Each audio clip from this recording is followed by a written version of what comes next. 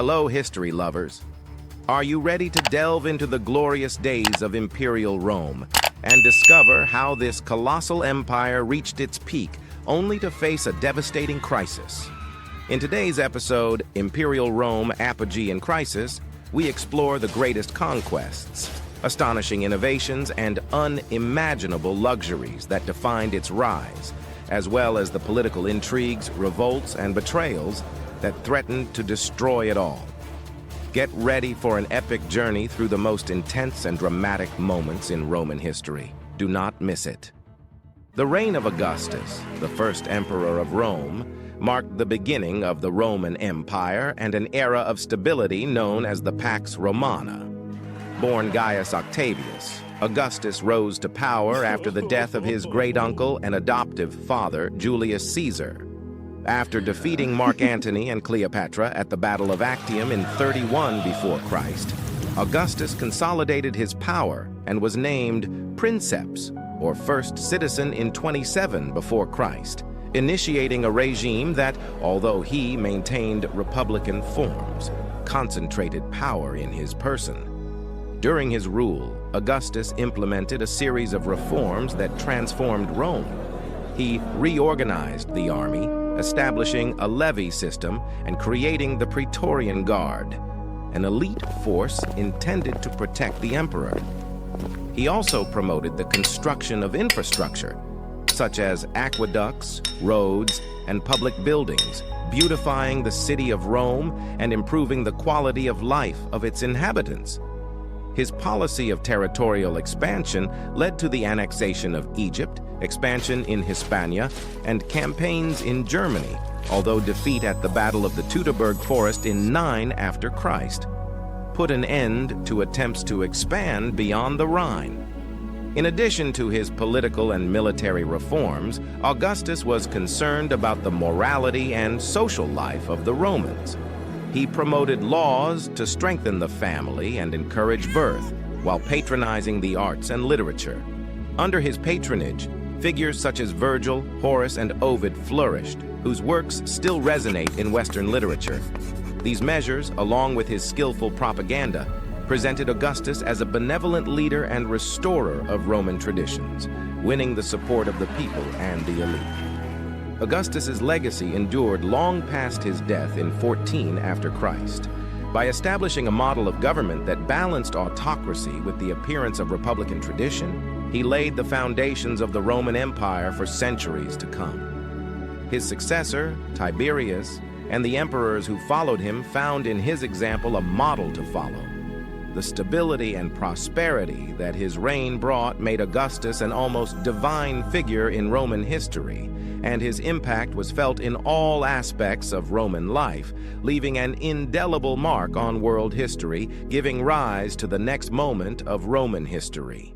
The Pax Romana, or Roman peace, was a period of relative stability and prosperity that lasted approximately 200 years, from the reign of Augustus in 27 before Christ, until the death of Marcus Aurelius in 180 after Christ. During this time, the Roman Empire reached its greatest extent and enjoyed an era of unprecedented economic, cultural, and political development. This period was characterized by the absence of major internal conflicts and civil wars, which allowed Rome to concentrate on the administration and development of its vast territories. Under the Pax Romana, trade flourished thanks to the security and stability that the empire offered. Land and sea trade routes connected Rome with regions as far away as India and China, facilitating the exchange of goods, ideas, and cultures. Infrastructure, such as roads, ports, and aqueducts, was expanded and improved, allowing for more efficient transportation and better distribution of resources. Roman cities prospered, and urban life became the center of social and economic life. Culture and the arts also experienced a flourishing during the Pax Romana. Literature, philosophy, architecture, and the visual arts developed remarkably. Figures such as Virgil, Ovid, and Seneca produced works that became pillars of Western culture. Roman architecture reached new heights with the construction of iconic monuments such as the Colosseum, the Pantheon, and the Baths. Peace and prosperity allowed Roman citizens to enjoy a high standard of living and participate in cultural and leisure activities. However, the Pax Romana also had its challenges and limitations. Despite overall stability, the empire faced threats on its borders and occasional internal uprisings. The administration of such a vast territory required an efficient bureaucracy and a considerable manpower. Furthermore, the economic disparity between the rich and the poor remained a problem. Still, the Pax Romana left a lasting legacy in the history of Rome and the world, proving that a prolonged period of peace can be a powerful force for progress and human development. Part of its legacy was Roman art and architecture during the Pax Romana. During the Pax Romana, Roman art and architecture reached its peak, reflecting the stability and power of the empire. Roman architecture was characterized by its grandeur and functionality, highlighting the construction of public buildings such as aqueducts, amphitheaters, and thermal baths.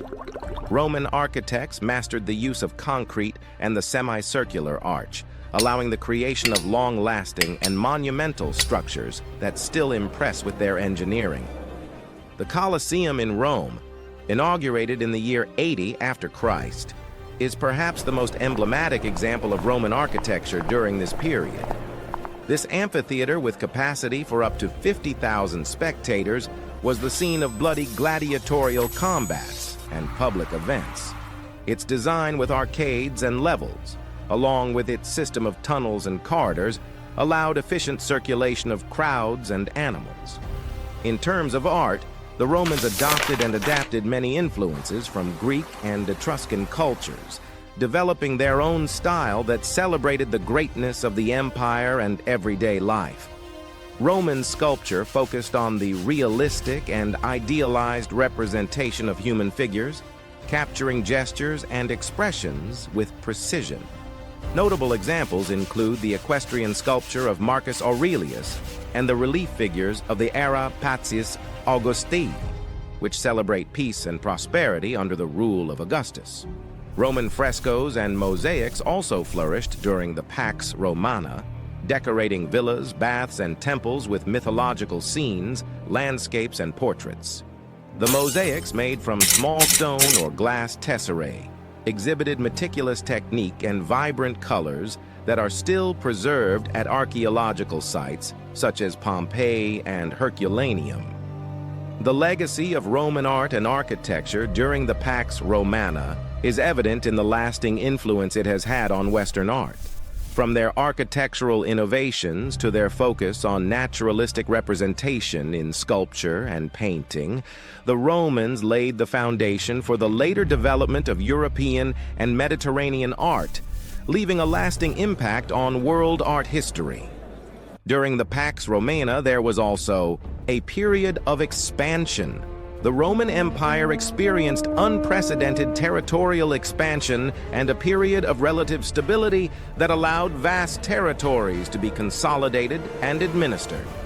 Under the leadership of emperors such as Augustus, Trajan, and Hadrian, Rome extended its borders from Britain in the north to Egypt in the south, encompassing much of Europe, North Africa, and Western Asia.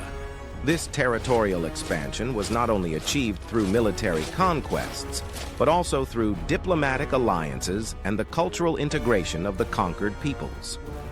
Roman legions were a crucial instrument in the expansion of the empire, establishing fortifications and cities in strategic locations to secure borders and facilitate trade. The construction of roads, bridges, and aqueducts facilitated Roman mobility and control over vast regions. Cities such as Rome, Constantinople, Antioch, and Londinium became administrative, commercial, and cultural centers of the empire, promoting the exchange of goods, ideas, and people throughout the various provinces. However, territorial expansion also brought challenges. As the empire grew, the centralized administration faced difficulties in maintaining control over distant and diverse areas. Cultural differences and internal tensions often required diplomatic and military strategies to maintain the empire's cohesion. These expansions were famous as those of Trajan and the maximum expansion Trajan. Roman emperor of the 1st and 2nd centuries after Christ, is known for his outstanding military campaign that led the Roman Empire to its maximum territorial expansion. He ascended the throne in the year 98 after Christ, and he quickly proved to be a formidable military leader and effective administrator. His main achievement was the conquest of Dacia, a strategic region in present-day Romania, after several military campaigns between the 100 and 600 years after Christ. The expansion under Trajan was not limited to Dacia. He extended the empire's borders eastward, annexing parts of Mesopotamia, including the cities of Nisibis and Hatra. These conquests consolidated Roman influence in the east and secured crucial trade routes, strengthening the empire's economy. Architecture also flourished during his reign, the best example being the famous Trajan's Forum in Rome. This monumental complex not only celebrated his military victories, but also served as an administrative and cultural center that reflected the splendor of imperial power at its height.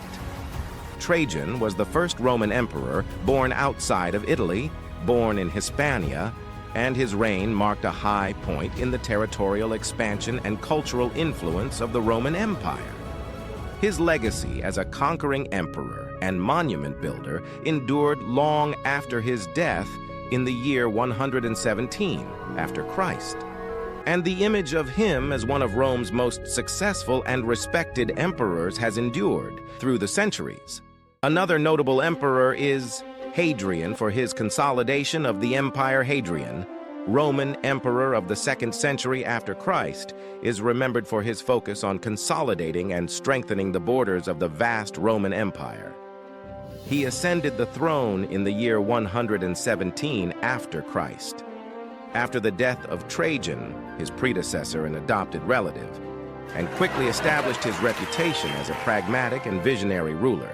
During his reign, Hadrian implemented policies that sought to stabilize the extensive imperial possessions. Unlike his predecessors, who had focused on territorial expansion, Hadrian dedicated himself to improving internal administration and strengthening border defenses. This included the construction of a series of fortifications known as Hadrian's Wall along Britain's northern border to protect the empire from raids by barbarian peoples. Hadrian was also a patron of the arts and architecture, leaving a significant legacy in the form of numerous public buildings and monuments, including the famous Pantheon in Rome. His reign was marked by a combination of military pragmatism and a deep interest in Greek culture, reflected in his style of government and his artistic preferences. On a personal level, Hadrian was also noted for his extensive travels throughout the empire, visiting the provinces and establishing a direct presence that allowed him to personally supervise the administration and conditions of his subjects. This focus on effective governance and imperial consolidation contributed to the relative stability that characterized his reign. With the end of the Pax Romana the empire had to face, the crisis of the 3rd century of the Roman Empire, spanning approximately from the year 235 to 284 after Christ, was a tumultuous period characterized by a series of political, military, and economic challenges that threatened the stability and very existence of the empire, but soon gave way to a succession of internal conflicts and external threats. During this time, the empire faced a series of usurpations and civil wars that weakened central authority and destabilized the provinces. Short-lived emperors came to power and were frequently overthrown, reflecting widespread political instability. Additionally, barbarian invasions on the empire's borders, including attacks by the Germans, Sarmatians, and Persians, tested the defensive capabilities of the Roman army. Economically, the empire suffered fiscal crises and inflationary pressures, due to currency devaluation and difficulties in collecting taxes against a backdrop of war and civil unrest. This adversely affected the government's ability to maintain its infrastructure and public services, exacerbating discontent among the population. Culturally, the crisis of the 3rd century also had a significant impact. There was a resurgence of paganism in the face of rising Christianity, and the collapse of traditional political and economic structures led to a change in perceptions and values within Roman society. To face this crisis, Diocletian and his administrative reform were presented. Diocletian, one of the most prominent emperors of the Roman Empire, came to power in the year 284 after Christ, in the midst of the crisis of the 3rd century. Aware of the urgent need to reform the government and restore stability, Diocletian implemented a series of administrative changes that profoundly transformed the structure of the empire. First, Diocletian introduced the system of tetrarchy, dividing the empire into 2 main parts, each with a primary emperor, Augustus, and a secondary emperor, Caesar. This measure was aimed at strengthening the empire's defense against external threats and improving internal administration by decentralizing power. In addition to political reorganization, Diocletian carried out significant fiscal reform. He created a more equitable system of taxation and set maximum prices for goods and services, in an attempt to control inflation and stabilize the empire's economy, which had been severely affected by decades of conflict and crisis. Another key aspect of Diocletian's reforms was the restructuring of the army and the improvement of border defenses. He fortified the borders of the empire with a series of fortresses and fortifications, thus strengthening the defensive capacity against the barbarian raids that constantly threatened the borders of the empire. Eventually, Diocletian waged a campaign of religious persecution against Christians in an attempt to maintain religious and moral unity within the empire under a restored and strengthened imperial structure. This persecution would end with Constantine and the Christianization of the Empire. Constantine, one of the most significant emperors of the Roman Empire, played a crucial role in the transition from paganism to Christianity as the dominant religion in the empire, rising to power in the year 306 after Christ. After the death of his father, Constantine faced internal and external challenges that would mark his reign. During his rule, Constantine adopted Christianity as a unifying force within the empire, influenced by his vision at the Battle of Milvian Bridge, where he supposedly saw a vision of a cross and heard the phrase, "In hoc signo vinces," "With this sign you will win." This experience led him to embrace Christianity and promote tolerance of it through the Edict of Milan in 313 after Christ, which granted religious freedom to Christians and ended religious persecution. In addition to his political actions, Constantine began the construction of important Christian centers, including the construction of St. Peter's Basilica in Rome and the founding of the city of Constantinople, which would become the new capital of the Roman Empire in 330 after Christ. These measures not only strengthened the position of Christianity, but also transformed the political and religious geography of the empire. Constantine also convened the Council of Nicaea in 325 after Christ, an assembly of Christian bishops that sought to resolve theological controversies and establish key doctrines for the Christian faith. The council resulted in the writing of the Nicene Creed, which formalized the fundamental beliefs of Christianity and laid the foundation for doctrinal unity within the Church. Constantine is also remembered for the foundation of Constantinople. Constantinople, the future capital of the Eastern Roman Empire and one of the most important cities in history, was founded by the Roman Emperor Constantine the Great in the year 324 after Christ. The decision to establish a new capital reflected the strategic and political importance of the city's geographical location, which would become a center of power and culture for centuries. Located on the Thrace Peninsula, at the intersection of Europe and Asia Minor, Constantinople was initially called New Rome. Constantine selected this location for its strategic location, which allowed easy control of maritime trade in the Black Sea and the Mediterranean Sea, as well as a defensive position against barbarian and Persian invasions. The city was designed with a grandiose urban plan, incorporating elements of ancient Greek and Roman cities. Among its notable features were the Grand Imperial Palace, the Hippodrome of Constantinople for horse racing, and the Forum of Constantine, which served as an administrative and cultural center. The establishment of Constantinople not only marked a physical change in the capital of the empire, but also symbolized a cultural and political transformation. The city became a center of imperial power and Christianity, witnessing key events such as the Second Ecumenical Council in the year 381 after Christ, which defined Orthodox Christian doctrine. The Roman Empire did not have an easy time, division and challenges. Despite Diocletian and Constantine's efforts to stabilize the empire, they continued to face significant challenges. Diocletian's division of the empire into eastern and western halves sought to manage its vastness, but also created administrative complexities.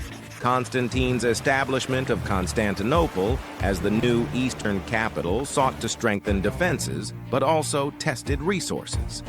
Despite these measures, economic pressures, external invasions by Germanic tribes, and internal political strife persisted.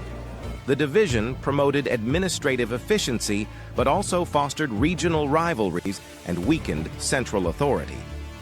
Constantine's adoption of Christianity as the empire's favored religion sought cultural unification, but also sparked theological debates and conflicts.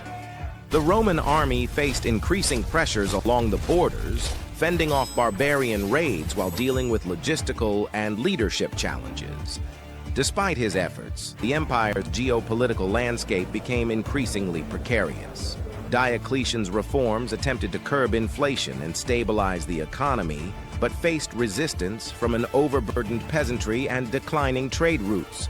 Constantine's religious policies sought to unify, but also encountered opposition from traditionalists and regional religious practices. Ultimately, while his reforms attempted to secure the future of the empire, they also laid the groundwork for its eventual division and the challenges of the late Roman Empire. This culminated in the crisis of the 5th century and the fall of the Western Roman Empire, which was due to barbarian invasions and external pressures. In the final centuries of the Western Roman Empire, the growing power of barbarian peoples represented a constant threat to imperial stability. These invasions not only challenged the empire's defensive capabilities, but also inflicted significant damage to the border regions. The barbarians, organized into confederations and tribes, employed innovative military tactics and were motivated by the desire for plunder and territorial expansion. Their frequent raids weakened the empire's economy and infrastructure. Despite the efforts of emperors such as Diocletian and Constantine to reinforce the borders and reform the military, external pressures continued to weaken Roman control over vast regions.